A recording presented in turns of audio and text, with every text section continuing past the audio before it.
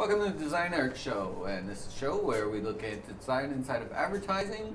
I'm Tim Wilson. I'm here with my guest Kat, and today we're talking about QR codes. Do you want to lead us off on QR codes, Kat? Today we're going to talk about Charlie Sheen. Okay. Charlie Sheen is so yesterday. Quick change. We were looking through our little Twitter feed and noticed that there is quite a big debate going over QR codes, whether or not those are going to take us into the future and if they're that big game changer. And there is quite a bit of debate happening whether or not they're actually working. And what we've noticed is that it's actually asking a lot from a consumer. And maybe on that note, we should show the video. Yeah. Yep, let's roll the video. We'll talk a bit about what a QR code is. QR code is a lot like a barcode. I mean, it's a fancy name for a barcode, but usually a barcode is like kind of wide and you need a special scanning device for it. You see them on packages and so forth. QR code looks a little cooler. It's square, and anything that has a camera basically can scan it, but it needs some special software in order to make sense of what it's just scanned. So this video actually goes into that a little bit and has a bit of fun with that notion. Go ahead and roll it, Kat.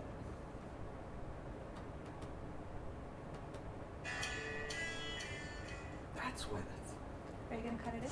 Hey everybody, I'm Alex Black, and this is the Straticast, where social media strategy gets amplified. Let's check it. In an age of interactive viral web marketing, sometimes we forget how effective it can be to unplug those MacBooks, build buzz for our brands here, IRL, in real life. Banksy didn't become the greatest artist of all time just by being a really good painter or knowing how to trick hipsters. He did it by leveraging public spaces to create high-impact marketing ops for his provocative brand of viral art. So today, in the same spirit of street graffiti marketing strat, I'm going to utilize a killer new app to create buzz for my own brand, a bajillionhits.biz. And you can take that to the Banksy. See what he did there? What you're looking at right here is one of the sickest new buzz makers available on the market right now. They're called QR codes, or as we in the biz call them, QURs. What they do is allow you to hide text, links, other visual information scrambled in this code, thus forcing your target users to scan them with a compatible mobile device to reveal the messaging hidden inside. All the big boys are using them because they're a real nice strat. First, I created 2,000 flyers just like this one, provocative teaser message, and a QR code that's going to send millions of users back to bajillionhits.biz. Then I strategically placed them at high-impact spots all over Los Angeles. Now I pretty much just have to sit back, relax, wait for the hits to start rolling in. But in the meantime, let's see what kind of engagement just one of these flyers can drive with people as they pass by. Let's check that out.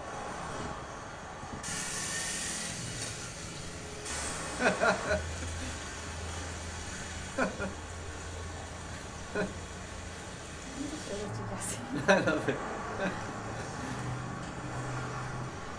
Yeah, wait up, bro. What's up, man? You know what that was? What was? What is it? It's a message in here. What does it mean? Okay. You have an iPhone? Yeah, an iPhone.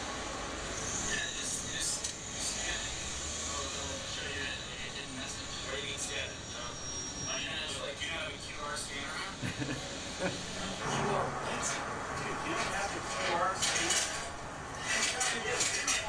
Don't download stuff everywhere. It's already nice. Let me take a second. I don't want stuff on my phone, man. Where you go? Ready to scan. What are you talking about, ready to scan? Just scan it with the app. Are you Amish? Here. Just... Alright. Boom. Scan. How hard was that? Excited. It's a Google search for cheddar flavored ranch Doritos. What? Dude, you're doing it wrong. Hold on. Dude, I really gotta go. It's cold. Is the wrong link?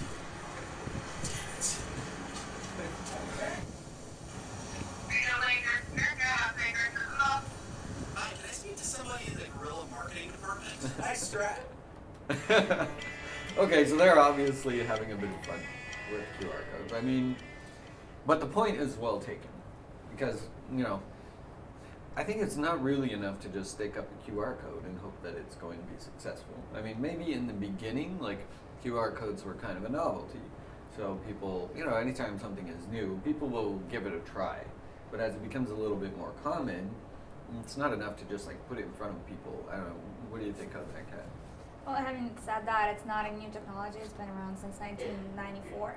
And it has really never made it that far mainstream. And then on the other note, it's also not a very good looking technology, and it's really hard to use it creatively to get people to interact with it, because when you see it, it doesn't really say play with me, and you have to download another app to use it, and it's a lot of work from somebody who's not engaged with your brand already. So yeah, I agree. I mean, typically when we're making something for web, we're very conscious of the fact that people will drop off if they're asked to, say, install a plugin. So unless the plugin is already really widely adopted, then we have to make a decision. Is it worth it, the drop off, for the number of people that will be interested in this based on that it's a new technology, right? So with the QR code, you're already talking about a mobile technology. It's got to be fast, it's got to be easy, simple to use, and paying to download and install a QR code reader, maybe it's something that people just aren't willing to do that much. Now, that being said, I think there are some examples of QR codes being used well. So here locally, one thing I was thinking about when we were talking about these was something that McLaren had done during the launch of Halo. And they were doing kind of like a viral scavenger hunt type of thing. Mm-hmm. They started off by seeding a few forums of gamers with a little bit of information that would start people, looking for these prizes that they had.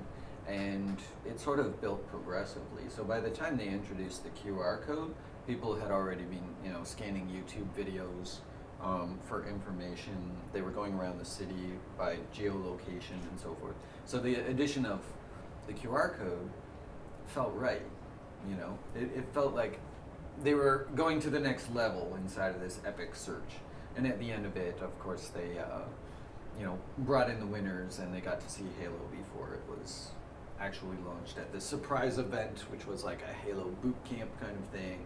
And they had like army jeeps and everything, and guys dressed up in the costumes and stuff. So it was really cool. But to me, that's an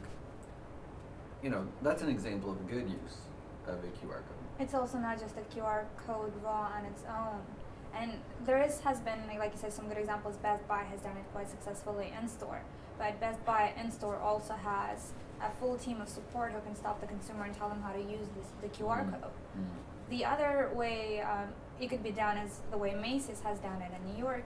And they actually have shot a video introducing people step by step on how to use this code. So you can't just drop it in print and hope that it's going to work. It's a challenge, right? Anytime you have to train people how to use what essentially is a marketing tool, you're gonna have drop-off. Like, it's not that intuitive. So the question is, like, when is the right time to use it? When is it worth it to use it? There's a lot of examples of it not being as successful as hoped. But Sam, we have repeatedly tried to teach people how to use QR codes since 1994, 1995, and we're still failing. Yeah. Do you think that's going to be a game changer now? I don't think game changer is the word. Definitely not. I mean, it's a barcode. Barcode. You've seen them in your supermarket for years. Now, I mean, that said, they could do more interesting things with barcodes, and some people have made interesting apps. They also put them on the subway where you can't really utilize the code because there is no network connection. Right. Although, you need lighting as well. Your camera can't snap a picture. You need to be able to get close to it. Yeah, so that's probably not a great place to have a QR code. Even older technology that I think, can be just as successful is the short code. Text such and such and such to this number to be entered in a contest or so forth. Like, those short codes are distributed geographically. Mm-hmm. There's actually a regulating body that looks after them. So you can have your short code on a billboard, say on a sports event.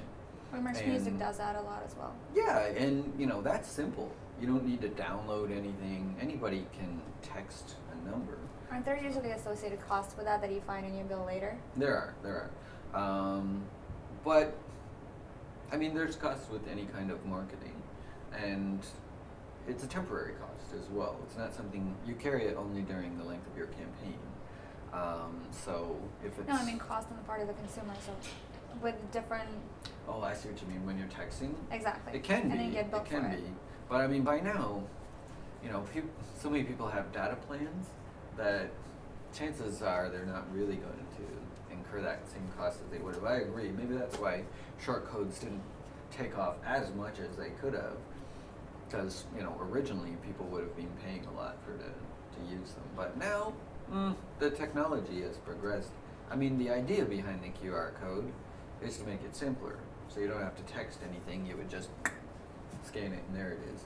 But in reality, it's a little more complex than that.